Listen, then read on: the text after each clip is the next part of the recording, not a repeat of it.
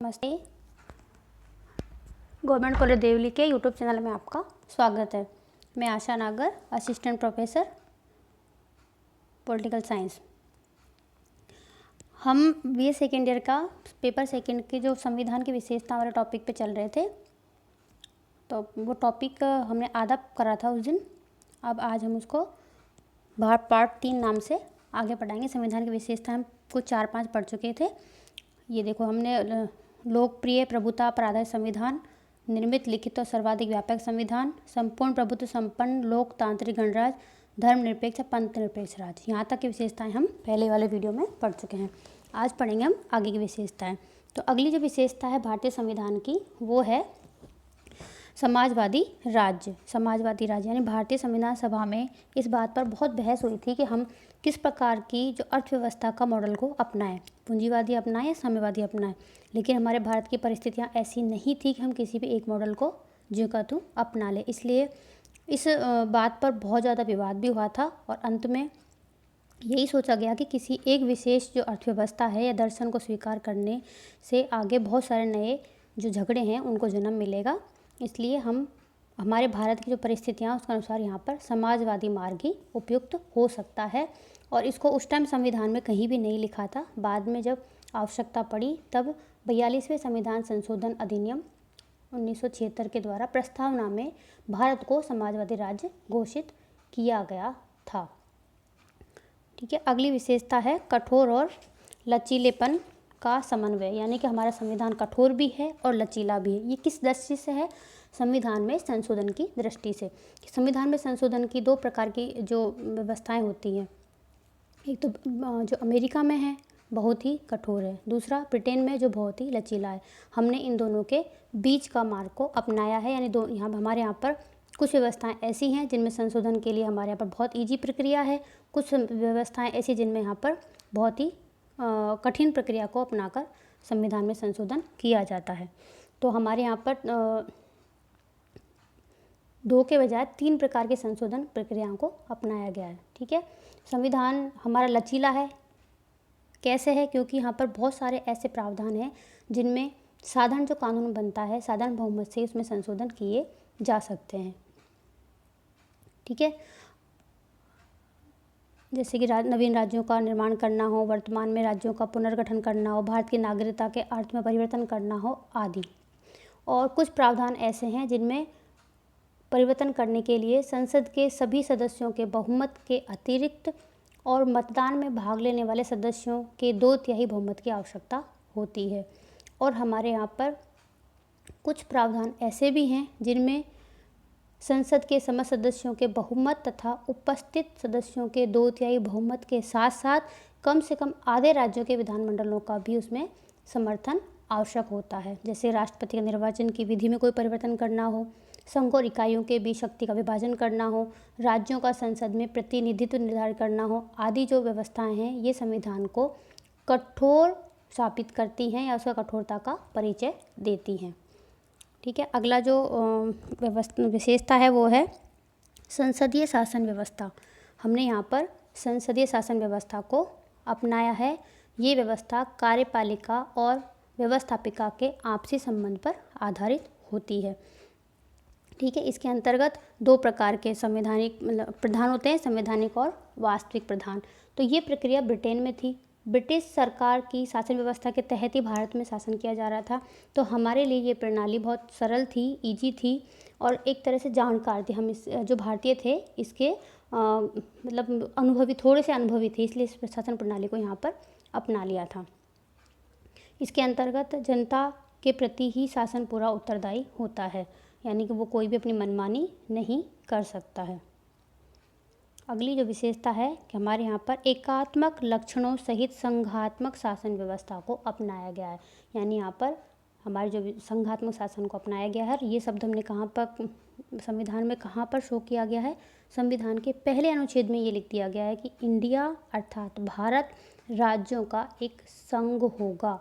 यानी कि राज्यों का संघ हो गया, राज्यों ने मिलकर एक संघ बनाया है, वो इंडिया कहा जाएगा।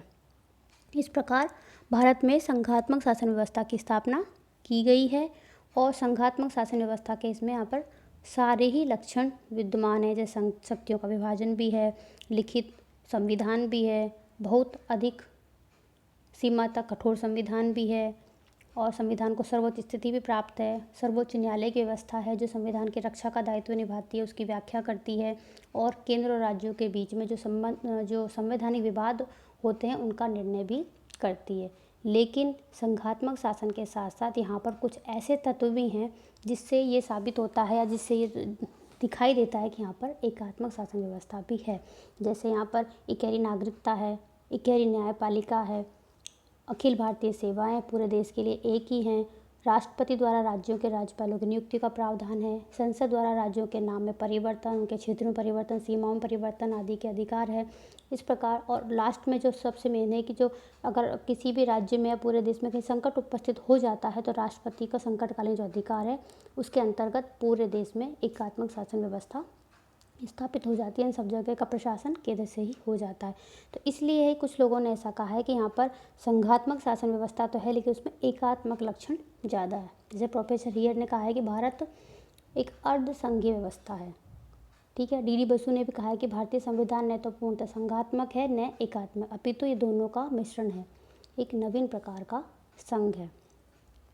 अगली विशेषता है संसदीय प्रभुता एवं न्यायिक सर्वोच्चता के भी समन्वय। ये सर्वोच्चता है जो मैंने स्वच्छंदता लिख दिया है। ठीक है, ये सर्वोच्चता है। ठीक है, इसको सर्वोच्चता पढ़े जाए, यानी कि यहाँ पर संसद भी संप्रभु है और न्यायपालिका भी सर्वोच्च है। संसदीय संप्रभु कहाँ की विशेषता है? ब्रिटेन में संसदीय शासन व्यवस्था है, वहाँ पे संसद संप्रभु है, और अमेरिका में न्यायपालिका सर्वोच्च स्थान पर है। हमारे यहाँ पर इन दोनों का ही बीच का मार्ग अपनाया गया, दोनों में समन्वय स्थापित किया गया। कुछ मामलों में संसद संप्रभु है, कुछ मामलों में न्यायपालिका संप्रभु है।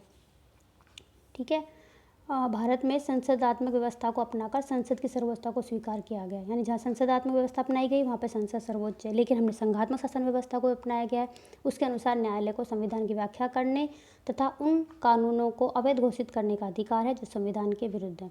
इस प्रकार यहाँ पर सर्वोच्च न्यायालय भी सर्वोच्च स्थिति को प्राप्त है। न्यायालय के इस अधिकार के साथ साथ संसद को यह अधिकार भी है कि वह न्यायालय की शक्तियों को आवश्यकता अनुसार सीमित कर सकती है, यानी कि संसद न्यायालय की शक्तियों को सीमित कर सकता है। ठीक है, तो यहाँ पर दोनों ही जो प्रकार की व्यवस्थाएं हैं उनमें समन्वय स्थापित किया गया है। अगला जो विशेषता है वो है मौलिक अधिकार व मूल कर्तव्य। ये वह मूल कर्तव्य। ठीक है, मौलिक अधिकार और मूल कर्तव्य। अब जब जो ब्रिटिश शासन व्यवस्था थी उसमें नागरिकों को कोई भी प्रकार के मूल अधिकार प्राप्त नहीं थे, वो एक तरह शोषण पर आधारित व्यवस्था थी। उस स्थिति को भारत के लोगों ने बहुत ज़्यादा महसूस किया, भोगा, यानी भुगता उस कंडीशन को। इसलिए यहाँ पर ऐसी शासन व्यवस्था चाहते थे कि जिसमें नागरिकों को मूल अधिकार भी हों। इसलिए संविधान निर्माताओं ने अमेरिका और आयरलैंड के जो देशों की तरह ही हमारे यहाँ भी नागरिकों को अधिकार प्रदान किए गए थे। मौलिक अधिकारों का अर्थ होता है नागरिकों को प्राप्त ऐसे अधिकार और स्वतंत्रताएं जिसे राज्य सरकार के विरुद्ध भी लागू किया जा सकता है, राज्य और सरकार उसमें हस्तक्षेप नहीं कर सकती। हमारे देश के जो नागरिक हैं उनको वर्तमान में 6 मूल अधिकार प्राप्त हैं। और ऐसा ही नहीं है केवल मूल अधिकार दे दिए लोगों को छोड़ दिया, नहीं, मूल अधिकारों के साथ भी संविधान में उन परिस्थितियों का भी वर्णन किया गया है जिनमें इन पर प्रतिबंध भी लगाया जा सकता है। मूल अधिकारों के साथ साथ ही मूल कर्तव्यों की व्यवस्था भी संविधान में की गई है। मूल संविधान में नहीं थी, लेकिन 42वें संविधान संशोधन 1976 के द्वारा मूल संविधान में एक नया भाग 4A जोड़कर नागरिकों को 10 मूल कर्तव्य निश्चित किए गए थे, जो वर्तमान में 11 हैं। और 11वां जो मूल कर्तव्य है वो 86वें संवैधानिक संशोधन अधिनियम 2002 के द्वारा जोड़ा गया था, शिक्षा का मूल कर्तव्य। अगला है टॉपिक वो है राज्य के नीति निर्देशक तत्व। राज्य के नीति निर्देशक तत्व यानी कि मूल अधिकार और मूल कर्तव्यों के साथ साथ राज्य का शासन संचालन किस दिशा में होगा उसके लिए भी दिशा निर्देशक तत्व संविधान में निर्धारित किए गए हैं। क्योंकि हमारे यहाँ पर कल्याणकारी जो लोक कल्याणकारी शासन व्यवस्था को अपनाया गया है, वो लोक कल्याणकारी शासन व्यवस्था अपने वास्तविक स्वरूप में तभी आ सकती है जब राज्य इन नीति नियत तत्वों को अपनाएं अपनी कार्य प्रणाली में, अपने कानून बनाने में, नीतियाँ बनाने में, प्रशासन चलाने में। तो ये उनके लिए ही दिशा निर्देश हैं। ये हमने आयरलैंड के संविधान से लिए हैं। और इन तत्वों की प्रकृति कैसी है, वो इन तत्वों के अनुच्छेद 37 में कहा गया है कि नीति निर्देश तत्वों को किसी भी न्यायालय द्वारा बाध्यता नहीं दी जा सकती, किंतु फिर भी ये तत्व देश के शासन में मूलभूत हैं। यानी कि अगर इन राज्य इन तत्वों का पालन नहीं करता है तो हम न्यायालय में जैसे मूल अधिकारों के लिए जाते हैं वैसे नहीं जा सकते हैं इनकी मांग के लिए। लेकिन फिर भी लोक कल्याणकारी जो राज्य की दृष्टि से सभी राज्य इनका पालन करते हैं। अगली है स्वतंत्र न्यायपालिका एवं अन्य स्वतंत्र अभिकरण। भारत में संघात्मक शासन व्यवस्था को अपनाया गया है। उसमें इसके कई रोल होते हैं: संविधान की व्याख्या करना, रक्षा करना, और भारत में नागरिकों को मूल अधिकार दिए गए, उनकी रक्षा करना। ये सारे दायित्व न्यायपालिका को, सर्वोच्च न्यायालय को ही प्रदान किए गए हैं। अब इन सारे जो कर्तव्यों को पूरा, वो जिम्मेदारियों को पूरा करने के लिए उसको स्वतंत्र रखना बहुत ज़रूरी है। इसलिए संविधान में न्यायालय की स्वतंत्रता हेतु अनेक व्यवस्थाएं की गई हैं, जैसे सर्वोच्च न्यायालय और उच्च न्यायालय के न्यायाधीशों की नियुक्ति राष्ट्रपति द्वारा होना, न्यायाधीशों को पद की सुरक्षा प्राप्त होना, न्यायाधीशों के कार्यकाल में उनके वेतन में कमी न हो सकना, न्यायाधीशों के आचरण पर व्यवस्थापिका द्वारा विचार न करना आदि व्यवस्थाएं संविधान में की गई हैं। स्वतंत्र सर्वोच्च न्यायालय के अलावा या न्यायपालिका के अलावा अन्य ऐसे अभिकरण भी हैं जो स्वतंत्र स्थिति प्राप्त हैं, जैसे निर्वाचन आयोग है, नियंत्रक व महालेखा परीक्षक है, और लोक सेवा आयोग। ये अन्य स्वतंत्र अभिकरण है। कई बार एग्जाम में पूछ लेते हैं कि न्यायपालिका के अलावा अन्य स्वतंत्र अभिकरण कौन कौन से हैं जिनका संविधान में भी उल्लेख किया गया है, तो वो ये 3 अभिकरण हैं। अगला जो टॉपिक है वो है सांप्रदायिक प्रतिनिधित्व का अंत और वयस्क मताधिकार का प्रारंभ। ये वयस्क है, व्यस्त नहीं है, ठीक है, ये वयस्क पढ़ा जाए क्योंकि ये टाइप करने में प्रॉब्लम हो जाती है कई बार। सांप्रदायिक प्रतिनिधित्व संविधान जो भारत में जो अंग्रेज थे उनके द्वारा 1909 का जो अधिनियम बनाया गया था उसके द्वारा इस प्रणाली के बीज यहाँ पर बो दिए गए थे, और उस बीज का फल क्या निकला था? भारत का विभाजन। यानी जो भारत का विभाजन हुआ था वो सांप्रदायिकता की नींव पर ही रखा गया था, और इससे क्या होता है, भारत के अंदर जो संप्रदाय एक दूसरे के विरोधी होने लगे थे, और यही अंग्रेजों की नीति थी कि यहाँ पे जितने भी संप्रदाय है उनमें फूट डाल दो और यहाँ पर लंबे समय तक राज्य करो। लेकिन इस चीज़ का दंश भारतीय भुगत चुके थे, इसलिए संविधान निर्माताओं ने सबसे पहले इसको ख़त्म किया और इसके स्थान पर वयस्क मताधिकार की जो प्रणाली है उसको अपनाया गया था।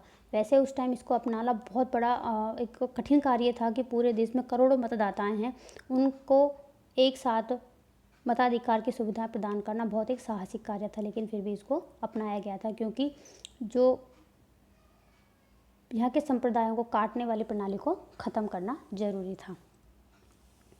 ठीक है, अगली जो विशेषता है वो है एकल नागरिकता। वैसे हमने अमेरिका को देखकर यहाँ पर संघात्मक शासन को अपनाया था, लेकिन संघात्मक शासन व्यवस्था की जो विशेषता थी दोहरी नागरिकता को यहाँ पर नहीं अपनाया था, क्योंकि हमने किसी भी देश से कोई भी विशेषता ली है उसको हमारी परिस्थितियों के अनुसार ढालकर हमने अपनाया है, जो कहती हूँ नहीं अपनाया।